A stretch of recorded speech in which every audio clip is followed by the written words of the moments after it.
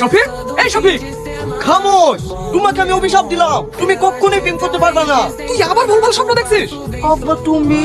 হ্যাঁ, এতক্ষণ ধরে যে ঘুমাচ্ছিস। ডিউটিতে কখন যাবি? আজকে ডিউটি নাই। তাহলে আমার সাথে মাঠে চল। আমি মাঠে যেতে পারবো না। তা পারবি কেন? পাটা ধারে বসে বসে খেতে পারবি। লোকের ছেলে কত কাজ করে খাইছে, আর যত হয়েছে আমার ছেলে।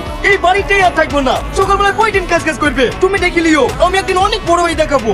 দিলা তো সকালবেলায় উঠে ছেলেটাকে রাখিয়ে তুমি না পারো বটে। শুধু তোমার আজকাল এই ছেলেটা যেরকম হয়েছে। ঠিক আছে, আমি খারাপ, তোমার ছেলে খারাপ, তুমি তো ভালো। এবার চুপ করো।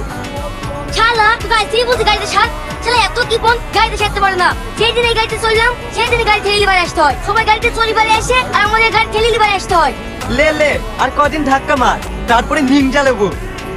শালা তোর এই স্বপ্ন জীবনে পূরণ হবে না।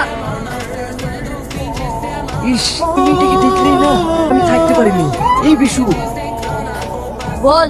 এটা সেই মেয়েটা তোকে যার ব্যাপারে খোঁজ নিতে বলেছিলাম, তুই খোঁজ নিয়েছি?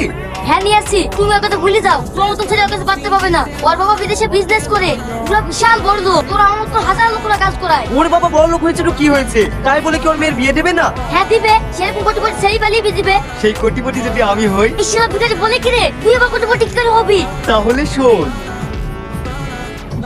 আমার দেখে ফুসকা দিন। তোমরা একটু দাঁড়াও, স্যার এসেছেন, স্যারকে আগে দিয়ে দিই, তারপর তোমাদেরকে দিচ্ছি। স্যার এখানে স্যার কে?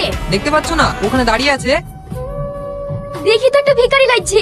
ওইসব হবে না, আমাদেরকে আগে দেন। তুমি কাকে কি বলছো জানো? উনি হলেন সিঙ্গাপুরের সবথেকে বড় কোম্পানি মালিক, যার টাকা পয়সা কোনো শেষ নেই। আর তোমরা ওকে ভিখারি বলছো? কি?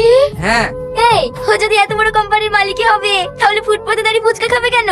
এসব তোমরা কি বলছো? উনি এখানে ফুচকা খেতে আসেনি, ওই পাশে যে স্কুলটা দেখছো ওই স্কুলের বাচ্চাদের জন্য ফুচকা নিতে এসেছে। কই হলো? আপনাকে আমি বললাম আমার একটা স্টলে হবে না, 5-6টা স্টল লাগবে। আমার আবার এদিকে মিটিং এর টাইম হয়ে যাচ্ছে। তুমি এক কাজ করো, ওনাকে টাকাটা দিয়ে যাও, বাচ্চাগুলো এসে খেয়ে যাবে। Okay sir.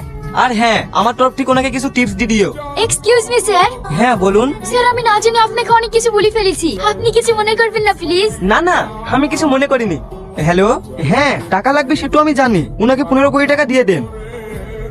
আর ওখানে যে আমি গরিবদের বস্তি তৈরি করার জন্য টাকা দেবো বলেছিলাম, আমার লকার থেকে 20 কোটি টাকা বের করে ওনাদের দিয়ে দিন। এই কত বড় লোক রে। এরকম যদি আমার একটা বয়ফ্রেন্ড থাকতো তাহলে জীবনটা ধন্য হয়ে যেত। তুই তো বলছিস কেন?